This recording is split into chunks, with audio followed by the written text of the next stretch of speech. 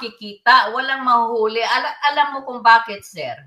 Yan si Archie Albao. Tao yan. Yan ang head, Archie Albao. Yes, yan ang head ng Region 11 NBI.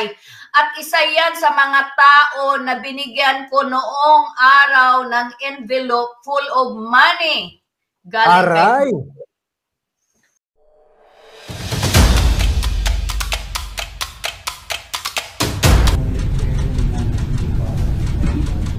Mag-iingat kayo ngayon. Mag-iingat kayo ngayon. Kayo yung nasa Facebook, nasa internet, nasira ng sira sa aking pangalan. Hindi ko na kayo papayagan. Sino man kayong grupo kayo, hahabulin ko kayo. Meron akong maraming kaibigan dyan sa NBI na pwede kayong tuntunin. Sige pa, pasimula na tayo. Gerang gusto nyo, gera tayo. Spiritual battle gusto nyo, ganun ang gusto nyo, hindi nyo gusto ng kabutihan, niloloko pa ninyo. Nilay down ko ang kabutihan sa inyo, tapos nag-take advantage kayo, mga pobre kayo, mga prostitute kayo.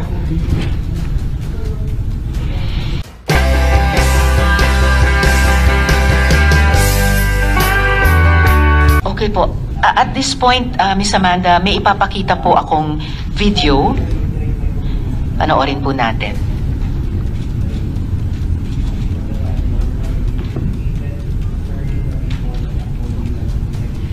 Mag-iingat kayo ngayon. Mag-iingat kayo ngayon. Kayo yung nasa Facebook, nasa internet, nasira ng sira sa aking pangalan. Hindi ko na kayo papayagan. Sino man kayong grupo kayo, hahabulin ko kayo. Meron akong maraming kaibigan dyan sa NBI na pwede kayong tuntunin. Sige pa, pasimula na tayo. Gerang gusto nyo, gera tayo. Spiritual battle gusto nyo, ganun ang gusto nyo, hindi nyo gusto ng kabutihan, niloloko pa ninyo. Nilay down ko ang kabutihan sa inyo, tapos nag-take advantage kayo, mga pobre kayo, mga prostitute kayo. Kung hindi po ninyo magbibigay sa akin in a written form ang mga kondisyones na ito mula sa Office of the President, mula sa Office of the SOJ, mula sa Office of the PNP and the NBI and the CIDG, hindi po nyo makikita ang pagmumukha ko.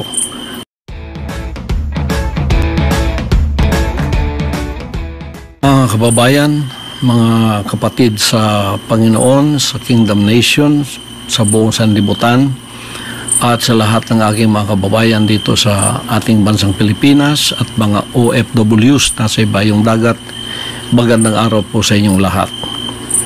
Ako po ay merong mensaheng ipaabot ngayon sa mga nangyayari sa ating bansa at nangyayari po sa akin, sa KOJC, at sa lahat ng mga pangyayaring itong hindi natin inaasahan na ito'y mangyayari ngayon sa ating bansa. Hindi ko po inaasahan na aabot sa ganito ang mga pangyayaring ito, na aabot ako sa ganitong klaseng panahon na ang mismong umuusig sa akin ay ang aking sariling bansang Pilipinas. Mga kaibigan at mga kababayan,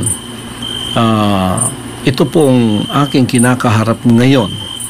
Paliwanag ko po sa inyo, ako po ay hindi nagtatago sa kasong ito dahil ako po ay may kasalanan. Hindi po. Ako ay umiiwas dahil pinoprotektahan ko po ang aking sarili. Bakit ko pinoprotektahan ang aking sarili? Sapagkat ang lahat po ng nangyayaring ito sa kasong ito, na napakasimple lamang po ng kasong ito, simple case lang po ito, na 4 taon nang nakabinbin dyan sa DOJ. Pagkatapos ngayon ay binuhay na naman nila. Pagkatapos ito ang ginagawa ngayon na sangkalan upang ako ay kanilang habulin.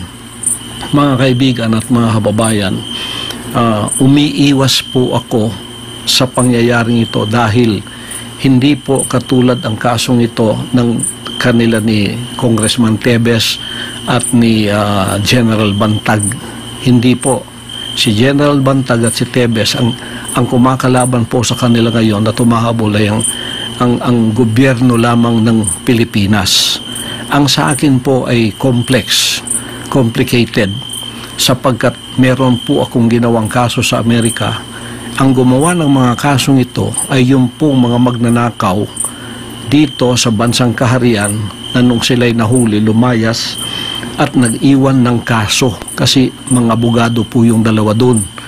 Pagkatapos iniwan nilang kasong ito na ginamit nila itong alias Amanda para ako po ay magkaroon ng kaso dito at dinamay pa yung 5 kong kasamahan na puro inosente. Pagkatapos po pumunta sila ng bansang Amerika ay gumawa na naman po ng kaso doon. Pagkatapos pinaniwalaan naman sila ng bansang puti sapagkat meron din siguro silang interes sa akin at sa paglago ng bansang kaharian sa Amerika, kaya nagkasundot, nagkasabwat sila, kaya nagkaroon po kami ng kaso sa Amerika. Hindi po namin gawa yun, gawa po nila yun. Pagkatapos nito, hinarap po namin ang kasong yun sa Amerika, 43 counts, kumuha kami ng 22 abogado doon at tinarap ang kasong yun na meron na pong sagot ang lahat ng kanilang mga inakusa sa amin. Naghihintay na lang kami ng panahon kung kailan yun ang trial mangyayari. At tagtatatlong taon na nilang pinopostpone. At least ngayon po November 5 matutuloy na. Kaya sila po ay wala ng ingay doon sa Amerika sapagkat ito ay naharap na po ng aking mga abogado. Ngayon, naging complicated po ang aking sitwasyon dito sa bansang Pilipinas mulang nanalo si Bongbong Marcos at naging presidente siya. Nang pumunta siya ng bansang Amerika, nagbago na po ang ihip ng hangin kasi nung bumalik siya rito, kaibigan na niya ang bansang puting Amerika, kaibigan na po niya ang bansang ito at inopen na niya ang Pilipinas, kaya nagkaroon tayo ng mga Amerikanong marami dito. Nandiyan na yung EDCA at hindi lamang po yun na naging open, pati po ako, ang kaso ko ay naging complicated dahil isinama na po sa sitwasyon na mga puting yan ay naririto at ako po ay hiningi na nila sa kamay ng rehimeng Marcos. Kaya nung December 21 o 22, nagkasundo na po yung dalawang yan. Ang rehimeng Marcos, si Marcos mismo at ang FBI at CIA, nagkasundo na po na ako'y ibigay sa kanilang kamay. Ibigay ni Marcos ako sa kamay ng mga puti. At mula noon, under surveillance na po ako dito sa aking sariling bansa. Diyan sa aking mga compound, meron ng mga drones, araw at gabi. Gawa po ng mga puti yun. Pagkatapos po, naghanda kami kasi ayaw po nila ang tinatawag na extradition kasi may extradition treaty tayo. Yun ang legal na paraan para ako ay humarap sa kaso doon sa Amerika using my constitutional rights. Ayaw nilang dumaan doon sa prosesong yon na legal sapagkat magiging matagal daw. Ngayon, mga kaibigan at mga kababayan, bakit po ako ay under surveillance ng mga puti? Kasi ang gusto po nila ay rendition, yung extraordinary rendition, maaring kidnapping at maari pong assassination. At mayroon pa po akong patong na $2 milyong sa ulo ko. Ibig sabihin, 110 million pesos ang reward o ang award noong pwedeng humuli sa akin o kaya pwedeng gamitin para ako ay mapasakamay nila ng mga puting ito.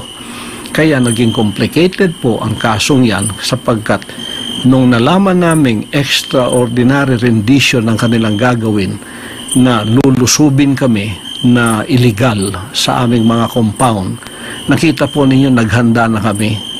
Araw at gabi ay meron po kaming paghahandang ginagawa na anumang oras na kami lusubin illegally, kami po ay tatayo sa aming mga paa, tatayo at ipagtatanggol namin ang aming sarili at ang aming mga propriedad na gusto nilang lusubin at gusto nilang by force papasok po sila upang gumawa ng extraordinary rendition.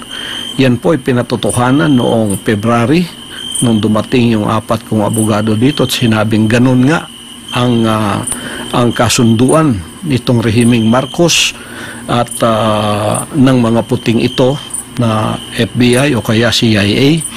Kaya po kami naghanda sa compound namin sa Tamayong, compound sa Davao, compound kahit saan. May mga drones po. Drones yon ng mga puti na nagsusurveillance sa amin. Nung nakita nilang kami handang-handa para harapin sila sa mga illegal na gagawin nila araw man o gabi, ang ginawa po mga kaibigan, pumasok itong playbook nila na noong pang November ay sinabi na ni Maharlika at ng ating VP na tatrabahuin nila ako. Tatrabahuin nila ang Kingdom at tatrabahuin nila ang SMNI. Kukuhanin ng prangkisa.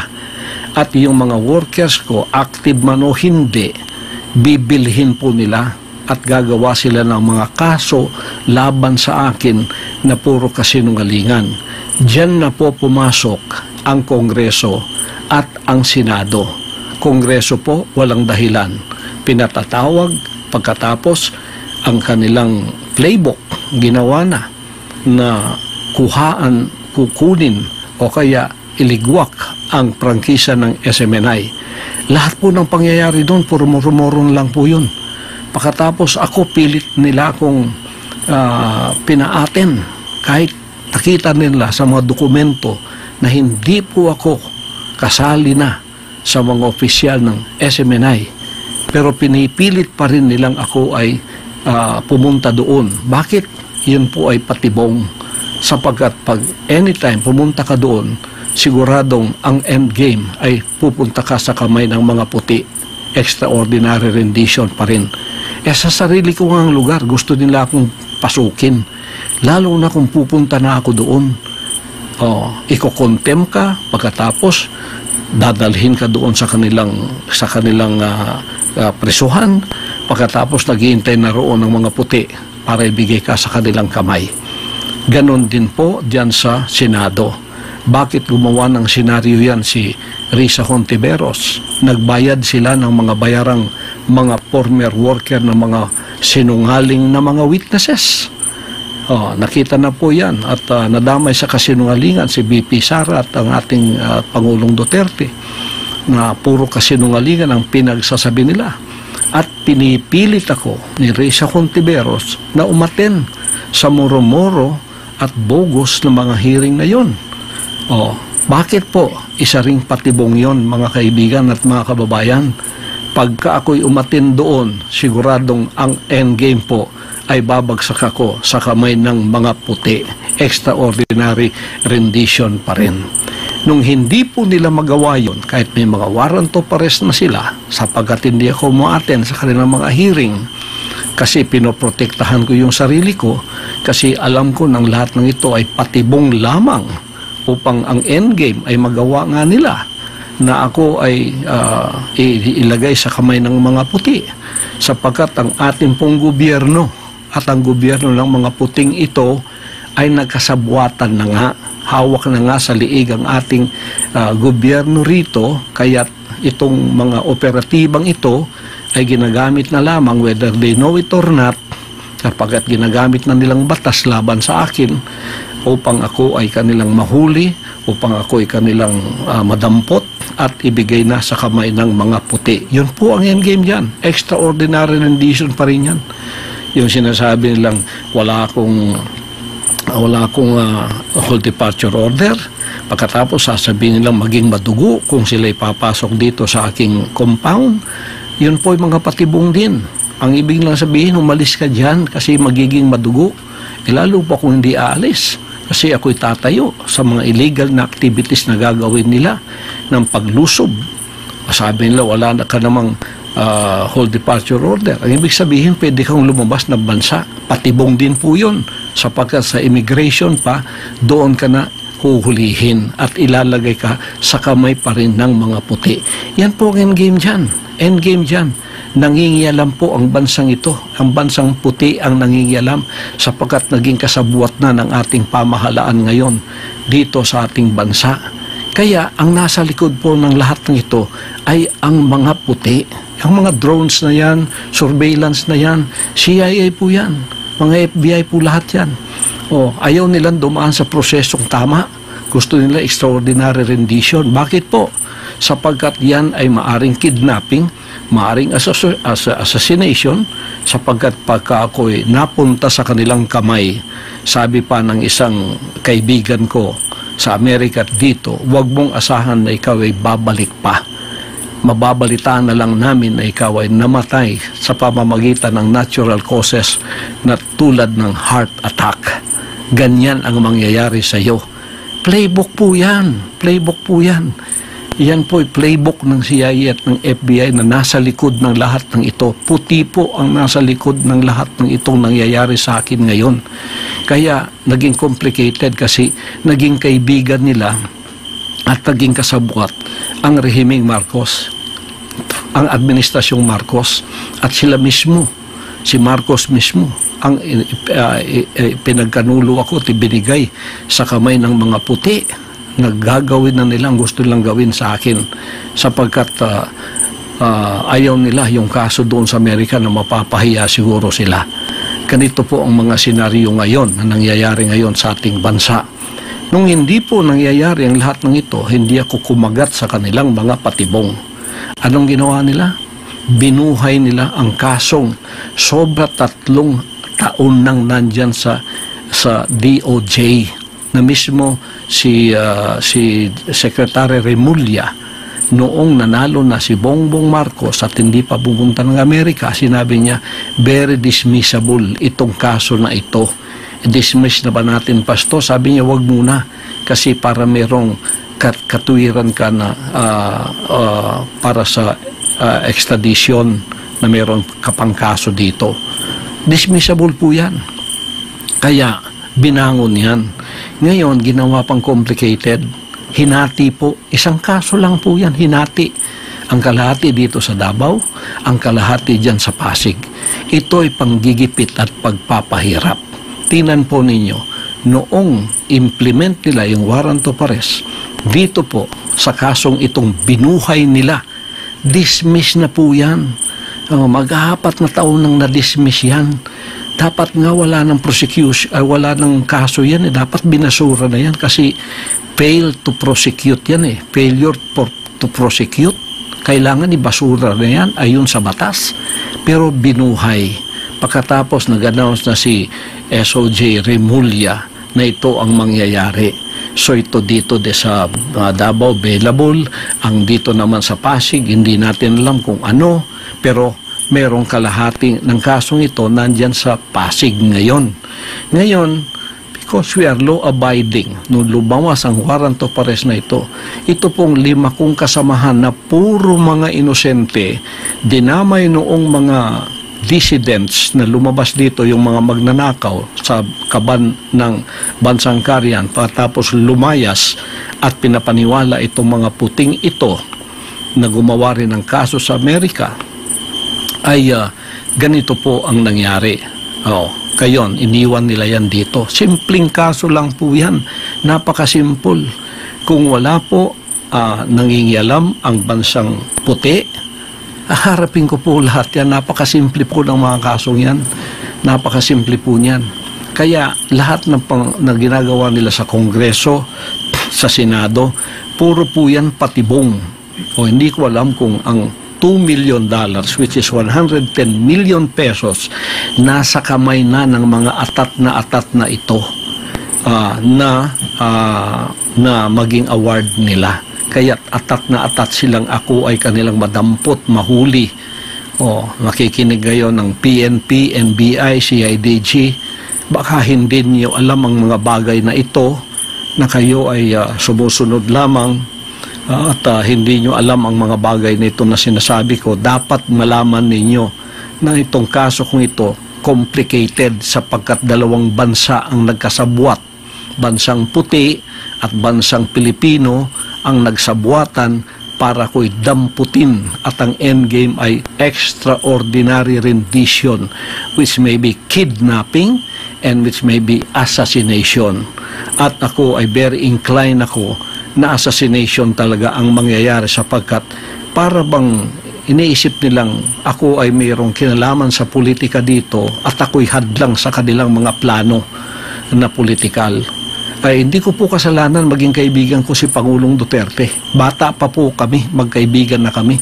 Prosecutor pa lang siya, magkaibigan na kami. Hanggang ngayon, hindi ko po kasalanan yun, hindi rin niya kasalanan yun. Bakit ninyo ginagawang kasalanan para sa amin yan? Hindi ko rin kasalanan naging politiko siya, at hindi ko rin kasalanan na ako ay naging isang ministro ng kingdom at lumago sa buong sanlibutan. Hindi ko rin kasalanan yon. Ngayon, ginagawa ninyong kasalanan sa amin yon. Problema po ninyo yon. Ngayon, ako po ay hindi nagtatago sa kasong itong napakasimple. Malayo po yun. Kayang-kaya ko pong harapin yan. Kaya ko nga harapin sa Amerika kung dadaan lang sila sa tamang proseso O ito pang sa aking sariling bansa. Naging complicated po ito sapagkat ang lahat ng ginagawa nilang ito, patibong po. Bakit ginawa nilang available dito sa Davao? Para ko'y lumitaw at pumunta doon. Tapos naghihintay yung Sergeant at Arms na may warrant of arrest. Dadalhin din ako sa Maynila. Pagdating doon, yun po ang endgame. Extraordinary rendition pa rin. Babagsak pa rin ako sa kamay ng mga puti. Gusto ko bang o hindi? Dito nga sa aking compound, sinusurveillance ako kung paano nila akong pasukin, lalo na kung akong kusang loob pupunta doon na para kang manok na pumunta sa bitag na alam mong bibitagin ka. Kaya hindi po ako nagtatago ng dahil sa ako'y may kasalanan o kaya ang aking mga kasamahan na kawawa naman, tingnan ninyong ginawa sa kanila o pinasuot ng orange na para bang may mga kasalanan na sila, sapagkat yan ay proseso, nagpapasakop po kami, law-abiding po kami, for nation building po ang aking pakay. Ang aking pong ministry mapayapa, walang nangingialam po. Kami ay tumutulong sa ating bansa. Alam po ninyo lahat yan, hindi ko na dapat i-explain lahat sa inyo yan.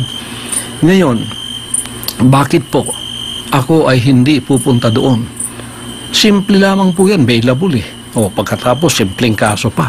Pero ang endgame, dadalhin ka rin sa Maynila. Dadalhin ka rin doon. Kaya hindi ka nila mapapunta doon sa Senado. Ganito yung kanilang endgame. Doon pa rin ang bagsak ko. Ang katapusan, extraordinary rendition pa rin.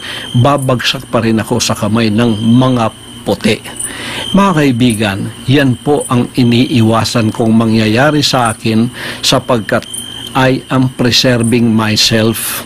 Ito po ay wisdom ng Panginoong Diyos to preserve myself. Iniingatan po ako ng Ama na hindi ako pupunta sa patibong ng tao para mangyari ang kanilang gustong gawin sa akin, na kanila akong bawian ng buhay sapagkat ako'y hadlang sa kanilang mga plano.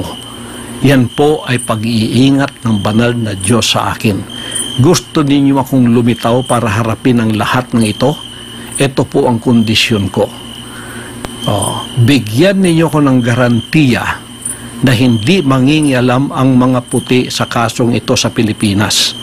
Hindi mangingialam ang FBI, ang CIA, ang US Embassy. Bigyan ako ng garantiya ng Presidente ng Pilipinas. Bigyan ako ng garantiya ng Secretary of Department of Justice, Boying Remulla. Written po yan, written. Bigyan ako ng garantiya ng PNP head na si Marbil, General Marbil. Bigyan ako ng garantiya ng NBI head at CIDG. May garantiya na hindi mangingialam ang Amerikano at walang mangyayaring extraordinary rendition. Ako po ay lilitaw at haharapin ko ang lahat ng kasong yan kahit saan nyo dalhin dito sa Pilipinas, maging Pasig man o maging dito man.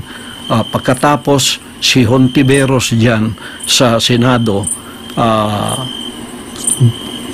ihinto mo na ang iyong murmuro na hearing, dumiretso ka na sa korte, tulungan mo yung mga sinungaling na mga witnesses na yan na gumawa na sila ng affidavit sapagkat idagdag mo na yan sa kaso doon din ang bagsak natin, kaya doon ka na pumunta. Huwag ka nang magpa-arte-arte pa dyan sa Senado. Ang dami mong arte. Ako ang ginagamit mo para ikaw ay pumunta sa mas higher position. Alam ko na ang galaw mo, alam ko na yung style mo. Puro sinungaling ang kasama mo. Sa sino ka? Kung ikaw kumuha ka ng sinungaling na mga witnesses, ano ka? Di ba sinungaling ka rin? Kaya huwag ka na mag-inarte dyan. Pumunta ka na doon sa korte, sapagkat hindi ka naman korte. Ngayon, kung gusto mo ako talagang pilitin pumunta riyan, gumawa rin kayo ng nararapat. Yung 17 conditions ko, harapin ninyo yon para pantay tayo dyan sa Senado mo. Malabo nang mangyari yun kasi moro-moro na lahat ang ginagawa ninyo. Extraordinary rendition pa rin ang bagsak natin. Bagsak pa rin yan, nasa kamay ako ng mga puti. Yun pa rin ang endgame. Hindi ko alam kung ang $2 million ay nasa kamay na ng mga taong itong atat na ako'y kanilang madampot, makuha at sila ang makikinabang sa perang ito. Hindi ko alam. Pero yun ang endgame na alam kong mangyayari. Kaya umiiwas ako sa injustice na yan.